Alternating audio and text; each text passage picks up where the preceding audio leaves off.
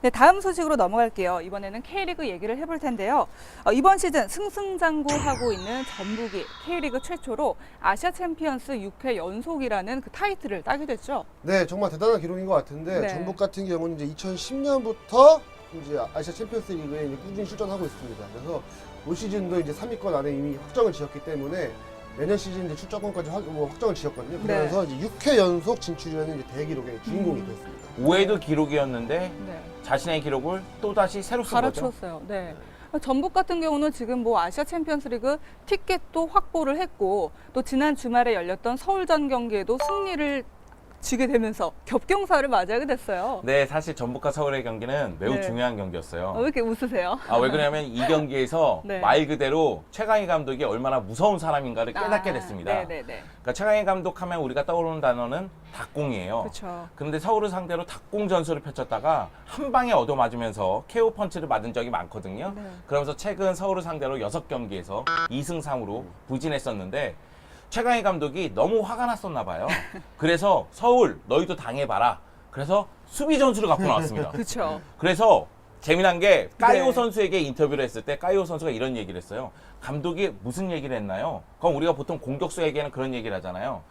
어느 공간으로 침투에 들어가서 어떻게 좀 슈팅을 하거나 아니면 반박자 빠르게 플레이를 전개해라 이런 얘기를 하는데 최강희 네. 감독이 경기 전에 그 얘기를 했다고 합니다. 뭐라고요? 서울의 3백들이 공격에 가담하지 못하도록 니네가 압박하고 있어라.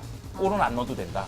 이런 얘기를 했다고 해요. 그러니까 최강희 감독이 서울전 앞두고 나서 이런 얘기를 또 하기도 했는데 이 경기는 사실 0대0 무승부를 원했다. 서울도 우리처럼 답답함을 좀 느껴봐야 된다. 네. 그러면서 0대0이길 원했는데 까이오가 득점을 하면서 자기가 생각하지 못했던 최상의 복수전이 됐다. 이런 얘기를 했거든요. 말 그대로 맞대응을 제대로 했네요. 네, 그래서 최용수 감독도 경기 끝나고 나서 최강희 감독이 이런 전술 갖고 나온 게 너무나 놀랍다. 이런 얘기를 했는데 최강희 감독이 앞으로 서울전에서는 계속해서 3백을 가동하면서 수비적인 전술을 구사하겠다고 네. 공언을 했습니다. 네. 최용수 감독 조심하세요. 팬들은 좋아하지 않겠어요. 제가 봤을 때는 너무 한번 이게 너무 재미를 봐서 앞으로도 다른 팀을 상대로도 이 전술을 좀 쓰면은 굉장히 전북만 좀 컬러가 없어지지 않을까 좀 이렇게 아쉬움이 좀 남기도 해요. 근데 예. 이 점을 좀 아셔야 돼요. 전북이 사실상 서울전 치르기 전에 2승만 거두면 자력으로 캐리어 클래식 그쵸. 우승을 확정짓거든요. 네, 네. 그런데 캐리어 클래식 전 구단을 상대로 올 시즌에 승리를 거뒀지만 한 구단한테 하는 네. 승리를 거두지 못했어요. 그게 서울이거든요. 서울이죠. 네. 그래서 이 경기 승리가 중요했음에도 불구하고 최강희 감독은 무승부 작전을 폈고 상당히 재밌었던 건 최강희 감독이 항상 서 있을 때 제스처가 몇 개 없지만 가장 큰 제스처는 수비수나 미드필더에게 올라가라예요. 공격해라, 올라가라. 네. 그런데 서울 경기에서는 공격수들이 막 올라가고 있으면 야, 니네 내려와, 수비해. 왜 공격해?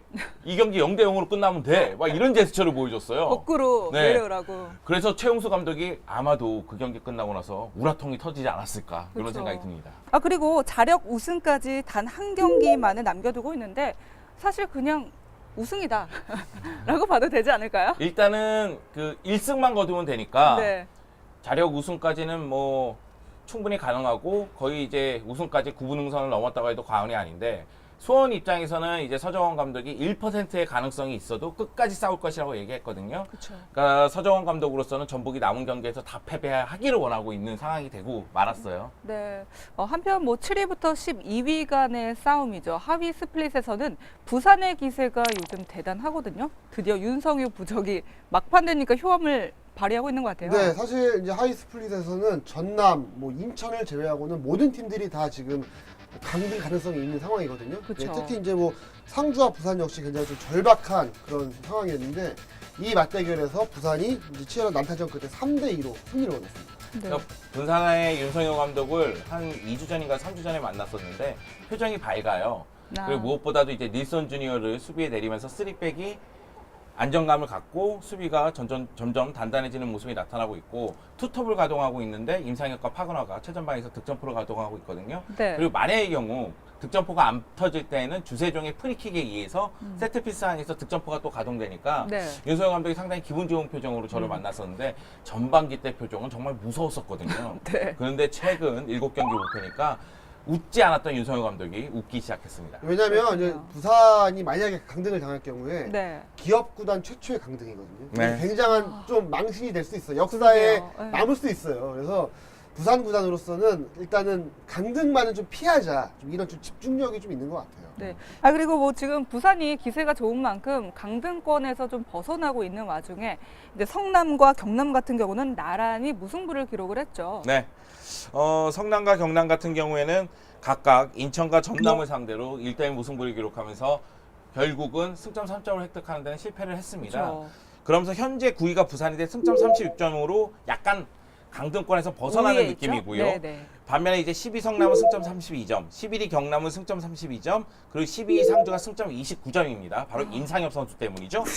그런데 이제 성남 같은 경우는 FA컵 결승전이 있기 때문에 네. FA컵 결승전과 남은 이제 라운드들을 얼마만큼 잘 운영할 수 있느냐가 매우 중요하고 네. 경남은 스토야노비치가 막판에 좀 터지고 있어요. 네. 얼마만큼 꾸준히 터질 수 있느냐가 중요한 것 같습니다. 그러니까 저는 얼마 전에 이제 진성욱 선수를 인천의 진성욱 선수를 따로 만났는데, 네.